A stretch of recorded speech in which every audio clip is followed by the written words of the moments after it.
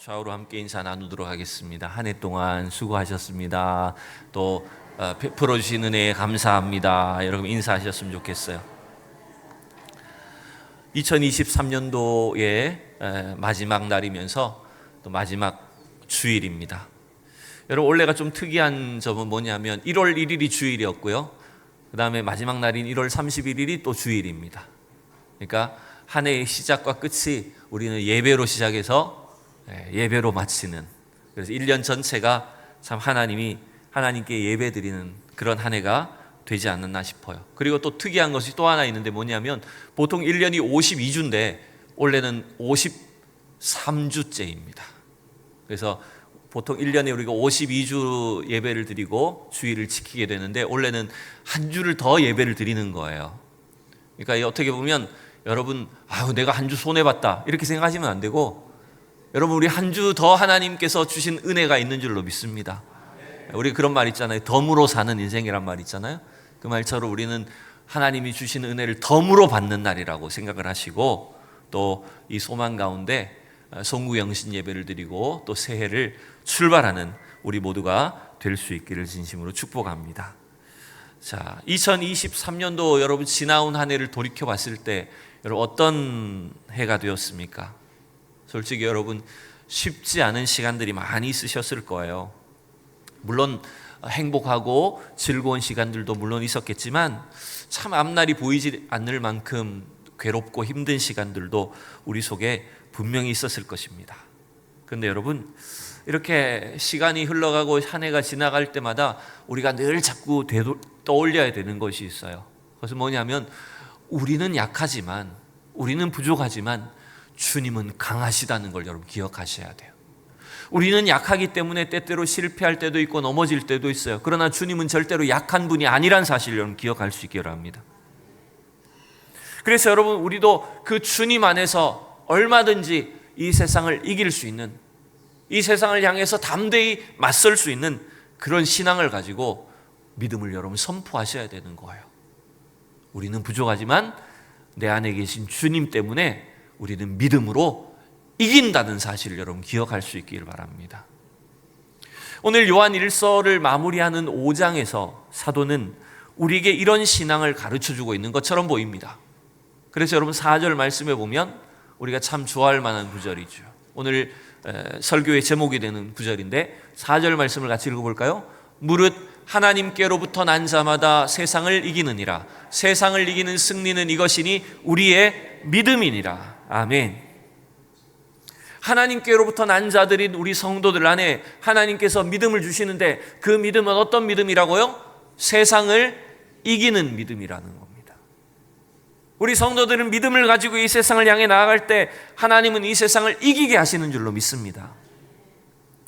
여러분 우리가 사는 이 땅은, 이 세상은 하나님이 창조하신 피조 세계이지만 여러분 죄와 타락으로 인해서 여러분 부패한 땅이기도 합니다. 그래서 이 공중 권세를 잡고 있는 사단 마귀가 우리를 끊임없이 위협하고 공격하고 유혹하는 세상 속에 여러분 살고 있다는 겁니다. 여러분 그래서 우리가 늘 영적으로 한편으로는 깨어 있어야 되는 것이 뭐냐면 이 세상이, 그리고 이 세상의 사탄 마귀가 얼마나 교묘한 방식으로 우리를 유혹하고 공격하는가라는 사실들을 좀 분별할 필요가 있는 거예요. 그래서 주님은 날마다 우리에게 깨어있으라라고 하시지 않았습니까? 깨어있는다는 건 뭐냐면 분별하라는 거예요. TV에 보니까 어떤 한 자매가 나오는데, 저 시골에 살고 있는 자매인데 밥을 여러분 하루에 4시간을 먹어요. 33살 된 자매님인데 밥을 하루에 4시간을 먹는데 몸무게는 몇 킬로냐면 29kg밖에 안 나가요. 여러분 밥을 4시간 먹는다니까요. 근데 몸무게가 어떻게 29kg밖에 안 나갈까요? 엄마는, 이 자매의 엄마는 하루 종일 밥만 하는 거예요. 딸이 워낙 많이 먹으니까. 근데 몸무게는 29kg밖에 안 나가. 왜 그런가 봤더니 이 자매가 젊을 때는 너무 건강했대요. 아주 성격도 좋고 또 사랑이 많은 사람이었대요. 그래서 이 간호조무사를 하면서 20대 초반에 TV에 나오는 어떤 그 불쌍한 사람, 세상에 이런 일에 보면 아주 어렵게 사는 사람들 나오잖아요. 그 사람 나오는 어떤 할머니가 나오는 TV 프로그램을 보고 이 자매가 자기 나름대로 인터넷에다가 이 할머니를 돕는 어떤 운동을 한 거예요. 정말 선한 마음에. 근데 괜히 여러분 이 인터넷상에는 이상한 사람들 많습니다. 남 착한 꼴을 못 보는 거예요. 남 잘 되는 꼴을 못 봐요. 이 자매는 정말 순수한 마음으로 그 일을 운동을 하는데 거기다가 막 악플을 다는 거예요. 네가 얼마나 잘났는데, 네 주제를 알아라 이러면서 막 온갖 나쁜 말들을, 입에 담을 수 없는 그런 욕설들을 막 인터넷상에 올려버린 거예요. 이 여린 이 자매의 마음에 상처를 입어가지고 그때부터 이제 세상으로 등을 진 거예요. 그리고 대신 계속 먹고 토하는 거예요. 하루에 4시간을 먹는데 왜 29kg나 하면 밥을 먹고 바로 토해버리는 거예요. 그러니까 온몸이 그냥 뼈밖에 안 남아있는 거죠. 참 그 광경을 제가 보면서 이 세상이 얼마나 악하고 참 교묘한가. 여러분, 이 사단 마귀가 우리를 온갖 방식으로 여러분 조롱하고 위협하고 공격합니다. 그런 세상 속에 우리가 살아야 되는 거예요. 그 속에서 우리가 어떻게 하면 이 세상의 공격에 맞설 수 있고 위협으로부터 이길 수가 있을까요? 성경은, 오늘 사도 요한은 우리에게 이러한 세상을 맞설 수 있는, 이길 수 있는 비결이 뭐라고 말합니까? 그것은 바로 우리의 믿음이라고 말합니다. 믿음으로 세상을 이길 수 있다고 말합니다. 조금 더 본문을 중심으로 살펴보면 요한 사도가 세상을 이긴다라고 할 때, 여러분 이 세상의 위협을 말할 때 이때의 세상은 실제로 초대교회 당시에 수많은 핍박과 공격이 이 성도들 안에 있었다는 걸 말하는 겁니다. 여러분, 왜 초대교회 성도들을 핍박했을까요? 당시 로마 제국이 왜 기독교인들을 공격했을까요? 그냥 괴롭히려고 했을까요? 그냥 놀리려고 하는 것일까요? 아닙니다. 그 목적은 뭐냐면 예수 믿지 못하게 하는 겁니다. 구원에서부터 아예 떨어지게 만들려는 거예요. 여러분, 이걸 우리가 잘 분별해야 됩니다. 이 세상이 우리를 향해서 주는, 끊임없이 주는 공격과 또 이 유혹은 그냥 우리를 기분 나쁘게 하는 정도가 아니에요. 진짜 목적은 뭔지 압니까? 그냥 좀 힘들어라, 고생 좀 해봐라, 괴롭히기 위한 목적이 아니라는 겁니다. 진짜 목적은 뭐냐면 우리 안에 예수 그리스도를 없애버리려는 겁니다. 예수 믿지 못하게 만들고 구원받지 못하게 만들고자 하는, 우리의 구원을 방해하는 공격이라는 걸 여러분 기억하셔야 되는 거예요. 그래서 여러분, 세상은 사실은 예수 믿는 사람들을 싫어하고 핍박할 수밖에 없다는 거예요, 어떻게 보면. 그래 여러분, 우리가 잘 분별해야 될 것이, 오히려 세상이 우리한테 잘해주는 것이 유혹이 될 수도 있다는 것도 여러분 기억하셔야 됩니다. 어떻게 해요? 세상에 빠져서 예수를 믿지 못하게 만드는 거죠.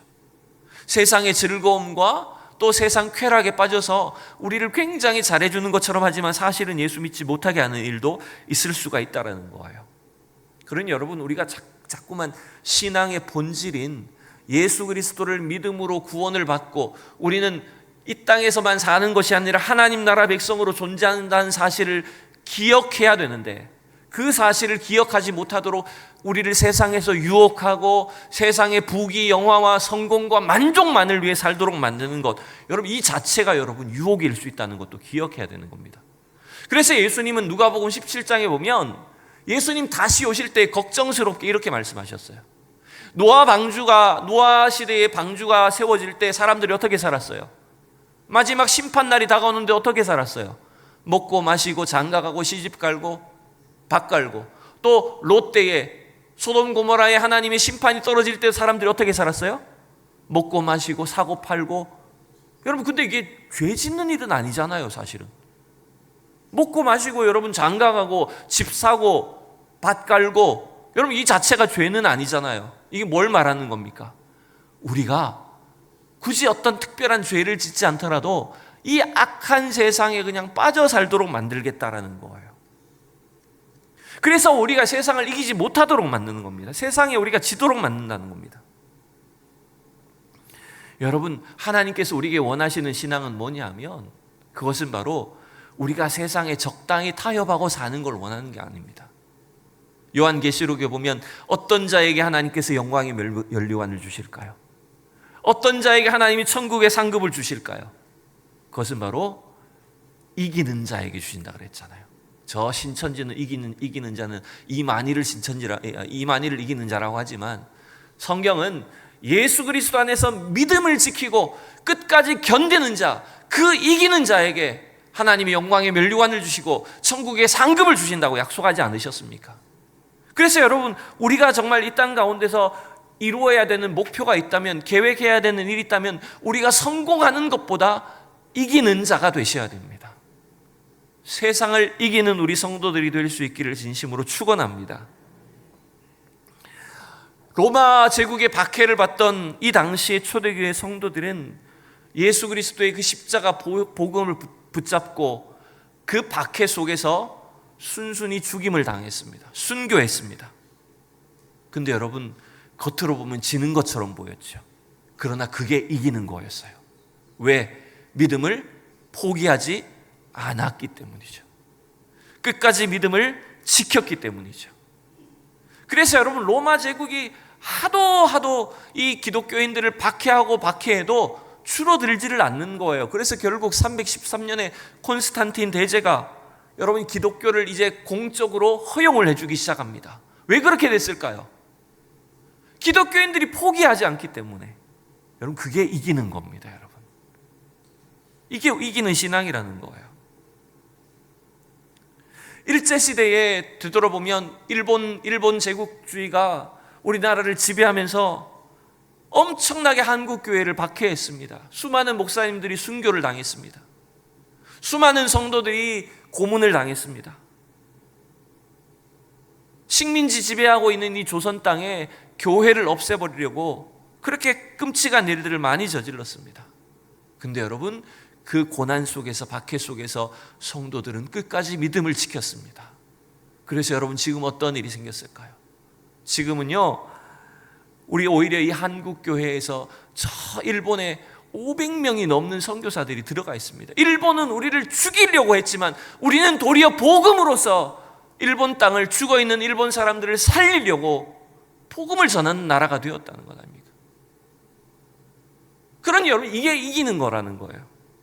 여러분, 복음으로 이 세상을 이기는 성도들이 될 수 있기를 축복합니다. 여러분, 이 세상을 이긴다는 것은 도대체 어떤 믿음일까요? 이 세상을 이기는 믿음은 나의 능력이나 나의 가능성을 믿는 게 아닙니다.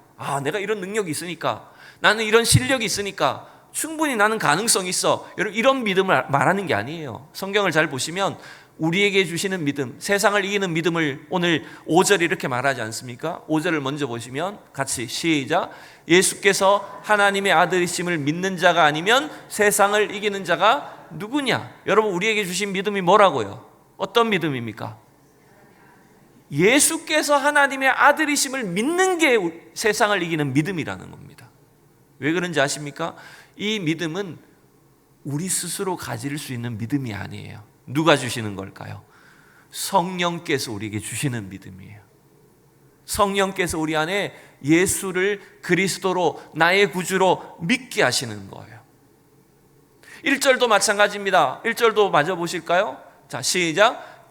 예수께서 그리스도이심을 믿는 자마다 하나님께로부터 난 자니 또한 낳으신 이를 사랑하는 자마다 그에게서 난 자를 사랑하느니라. 앞부분만 떼서 보시면 예수께서 그리스도이심을 믿는 자마다 누구에게서 났다고요?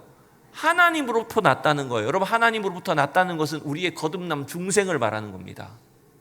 저와 여러분은 하나님 안에서 거듭난 사람이에요. 근데 그 특징이 뭐라고요? 예수가 그리스도이심을 믿는다는 거예요. 거듭난 자만 믿을 수 있는 겁니다. 결국 이 말은 내가 머리가 좋아서, 성경 박사여서, 똑똑해서 이런 믿음, 깨달음을 갖게 됐다는 게 아닙니다. 하나님께서 우리에게 이 믿음을 주셨다는 거예요. 성령께서 우리 안에 이 믿음을 깨닫게 하신 것입니다. 그래서 이 믿음을 가진 자는 세상을 이길 수가 있다는 겁니다. 그래서 여러분, 자꾸 이 믿음을 선포하셔야 돼요. 하나님은 우리가 무슨 거창하고 대단한 지식이나 학식이나 또 학위를 요구하시는 것이 아닙니다.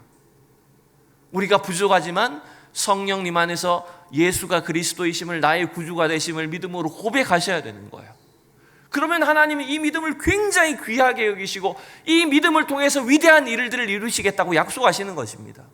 우리가 잘 알듯이 마태복음 16장에서 베드로가, 어부 출신의 베드로가 뭘 알겠습니까? 근데 성령의 감동을 받아서 예수님이 너희는 나를 누구라고 하느냐라고 물으실 때 베드로가 뭐라고 대답했어요? 주는 그리스도시요 살아계신 하나님의 아들이십니다라고 대답하지 않았습니까? 근데 여러분 찍었는데 여러분 정답이었던 거예요. 어떻게 보면 찍었다기보다는 성령께서 베드로에게 그걸 깨닫게 해주셔서 말했는데 정답이었던 거예요. 그래서 우리도 그렇게 고백하면 되는 거예요. 주는 그리스도시요 살아계신 하나님의 아들이십니다. 주님 나의 구원자가 되십니다. 이 사실을 내가 믿고 고백하면 하나님은 베드로에게 뭘 약속하셨습니까? 내가 이 반석 위에 내 교회를 세우리니 음부의 권세가 이기지 못하리라고 하셨잖아요. 여러분 여기서도 이긴다는 말이 나오지 않았습니까? 우리가 베드로의 신앙 고백처럼 나의 믿음을 확실하게 고백할 때 정말 원초적인 원시적인 그런 믿음처럼 보이지만 담대하게 우리가 믿음을 고백할 때 절대로 이 세상이 사단 마귀가 우리를 이기지 못하는, 오히려 우리가 이 세상을 이기는 담대한 신앙의 사람으로 살게 된다는 것입니다. 그래서 여러분 우리가 이 연말 이제 2023년도를 마무리하고 내일부터 새해를 출발하게 될 때 여러분 저는 오늘 이 말씀을 통해서 우리 성도들이, 특별히 우리의 가정의 자녀들이 이 믿음 위에 굳건하게 설 수 있도록 여러분 이 시간 기도할 수 있기를 원합니다. 참된 믿음이 아니면 우리는 흔들릴 수밖에 없어요. 단순히 교회에 나왔다 가는 것으로 만족하는 신앙이 되시면 안 됩니다, 여러분. 내 안에 진짜 이 믿음이 확고한 신앙이 있는가라고 하는 것들을 점검하셔야 돼요. 그래서 우리 자신과 우리의 자녀들이, 다음 세대가, 우리 가정이 이 믿음 위에 세워지도록 하는 것이 우리가, 저와 여러분들이 새해를 출발하면서 가져야 되는 중요한 목표입니다, 여러분. 다른 복음은 없습니다. 다른 믿음은 없습니다, 여러분. 예수 그리스도를 나의 구주로 믿고 예수 그리스도 안에서 하나님이 나의 생명이 되시고 나를 도우시는 분이란 사실을 확신하는 믿음 외에는 다른 어떤 것도 나는 의지하지 않겠다라고 하는 담대한 신앙을 가질 수 있기를 축복합니다. 그때 하나님은 역사해 주십니다. 능력을 베풀어 주십니다. 성전 미문에 올라갔던 요한도 그 경험이 있지 않습니까? 베드로와 요한이 사도행전 3장에서 성전 미문에 올라가다가 태어날 때부터 안진뱅이가 되어서 구걸하고 있던 사람을 만났을 때 뭐라고 대답했습니까? 한 푼 달라고 대답할 때 근거하는 내게 없거니와 내게 있는 것으로 내게 주노니 나사렛 예수의 이름으로 일어나 걸으라 라고 했습니다. 이건 베드로 자신의 능력을 말하는 게 아닙니다. 예수 그리스도를 믿는 그 믿음의 능력이 있습니다, 여러분. 예수 그리스도를 나의 구주로 영접할 때, 선포할 때 그 속에 여러분 하나님의 능력이 나타나는 것입니다. 2024년도 이 한 해가 예수의 이름을 우리가 담대히 믿음으로 선포할 때 하나님의 능력을, 하나님의 주권을 경험하는 새해가 될 수 있기를 진심으로 축원합니다. 요한 1서를 마무리 짓는 한 구절만 보고 말씀을 마치기를 원합니다. 사도 요한은 이 5장에 걸친 서신을 통해서 우리에게 분명한 확신을 가진 이 서신의 목적을 13절에서 이렇게 기록을 하고 있습니다. 사실은 많은데 시간상 제가 하나만 말씀드리는 거예요. 13절만 같이 시작. 내가 하나님의 아들의 이름을 믿는 너희에게 이것을 쓰는 것은 너희로 하여금 너희에게 영생이 있음을 알게 하려 함이라. 여러분 이 서신을 쓴 목적을 이렇게 말하지 않습니까? 하나님의 아들의 이름을 믿는 너희에게 이것을 쓰는 것은 너희로 하여금 너희에게 영생이 있음을 알게 하려 함이라. 사실은 이게 이제 요한복음 20장에도 요한복음을 기록한 목적과 비슷한 구절인데요. 요한복음에서는 두 가지 목표가 있었어요. 많은 것을 쓸 수가 있었지만 이 정도 쓰는 것은 뭐냐면 너희로 예수 그리스도가 하나님의 아들이심을 믿는 것과 또 그를 믿을 때 영생이 있는 것을 알게 하려 함이라 그랬어요. 즉 요한복음의 목적은 아직 예수를 믿지 않는 사람에게 쓴 서신이었기 때문에 예수를 믿으라는 것과 믿을 때 영생이 있다는 것을 알게 하고자 하는 것이 목적이었다는 거예요. 근데 이제 요한 1서는 이미 예수를 믿는 사람에게 쓴 서신이라는 거죠.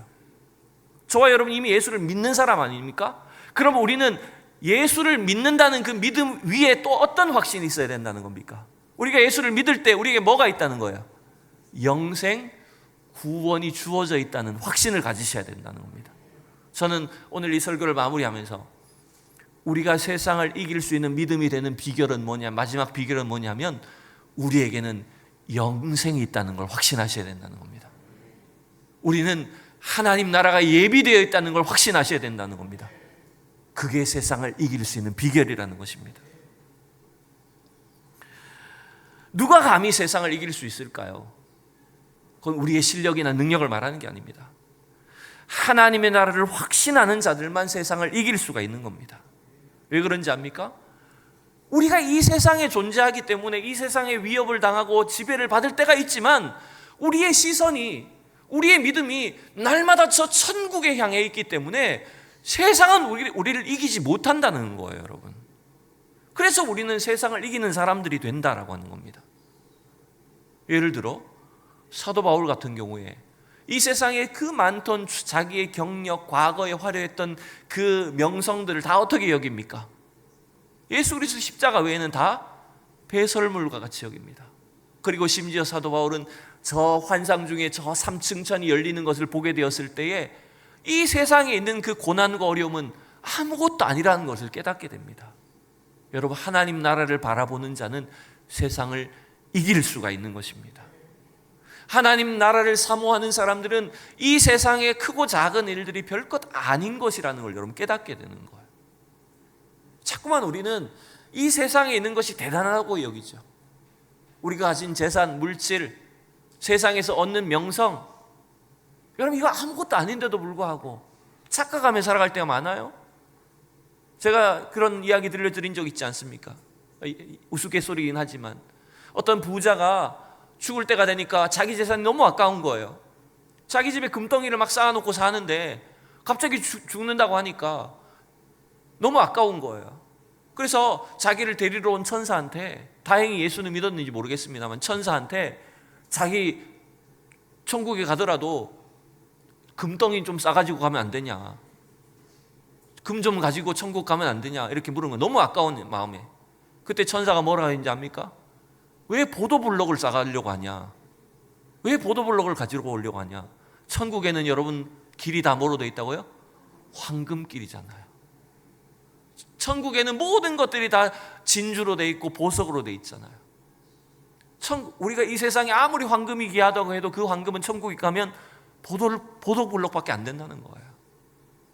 그러니까 우리가 그 하나님 나라를 확신하고 영생 구원을 확신하며 천국을 소망하는 사람들은 이 땅에 우리가 좀 가진 것이 없어도, 실패하고 실망해도 얼마든지 세상을 이길 수가 있다라고 하는 것을 말하는 것입니다. 사도 바울의 말을 마지막으로 살펴봅니다.